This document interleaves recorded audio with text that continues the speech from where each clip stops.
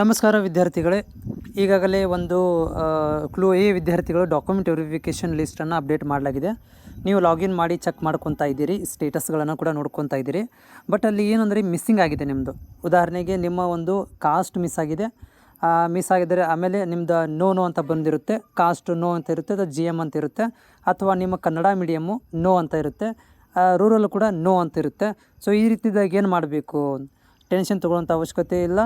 So ಅಲ್ಲೇನು ಕೊಟ್ಟಿದ್ದಾರೆ ಅಂತಂದರೆ ನಿಮಗೆ ಒಂದು ಇಮೇಲನ್ನು ಕೊಟ್ಟಿದ್ದಾರೆ, ಇಮೇಲ್ ID. ಸೊ ಅದು ke.nic.@gmail.com. ಇದು ಒಂದು ಜಿಮೇಲ್ ನಿಮ್ಗೆ ತೋರಿಸ್ತೀನಿ, ಎಕ್ಸಾಂಪಲ್ ಎಲ್ಲಿ ಬರುತ್ತೆ ಜಿಮೇಲ್ ಅಂತೇಳಿ.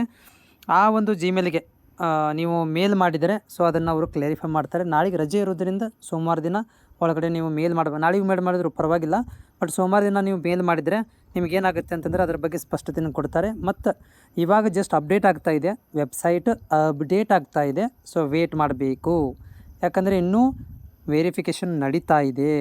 ಸೊ ಇನ್ನೂ ಇದೆಲ್ಲ ಕ್ಲಿಯರ್ ಆಗೋ ತನಕನೂ ಏನು ವೆರಿಫಿಕೇಷನ್ ಸ್ಲಿಪ್ಪನ್ನು ಬಿಡೋಂಗಿಲ್ಲ, ಟೆನ್ಷನ್ ತೊಗೊಳ್ಳೋಂಥ ಅವಶ್ಯಕತೆ ಇಲ್ಲ.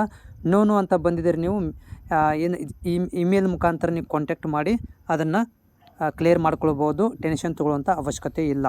ಓಕೆ, ಇಲ್ಲಾಂದರೆ ನೀವು KEಗೆ ಕಾಲ್ ಮಾಡಿ, ಅವರು ಕೂಡ ಅದನ್ನೇನು ಮಾಡ್ತಾರೆ, ಕ್ಲಾರಿಫೈ ಮಾಡ್ತಾರೆ. ಸೊ ಅಪ್ಡೇಟ್ ಆಗೋ ತನಕ ಕಾಯಬೇಕಷ್ಟೇ. ಅಪ್ಡೇಟ್ ಇವಾಗ ಆಗ್ತಾಯಿದೆ, ಇವತ್ತು ಲಿಂಕ್ ಬಿಟ್ಟಿದ್ದಾರೆ. ಸೊ ಹೀಗಾಗಿ ಎಲ್ಲರೂ ಆಕ್ಸೆಸ್ ಮಾಡ್ತಿರ್ತಾರೆ.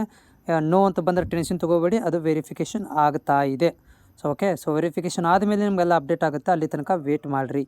ಇನ್ ಕೇಸ್ ಆಫ್ ಅದು ಆಗಿಲ್ಲಪ್ಪ ಅಂದರೂ ಕೂಡ ನೀವು ಇದಕ್ಕೆ KEಗೆ ಕಾಂಟ್ಯಾಕ್ಟ್ ಮಾಡ್ಕೊಂಡು ಕ್ಲಿಯರ್ ಮಾಡ್ಕೊಳ್ಬೋದು. ಟೆನ್ಷನ್ ತೊಗೊಳ್ಳೋಂಥ ಅವಶ್ಯಕತೆ ಇಲ್ಲ.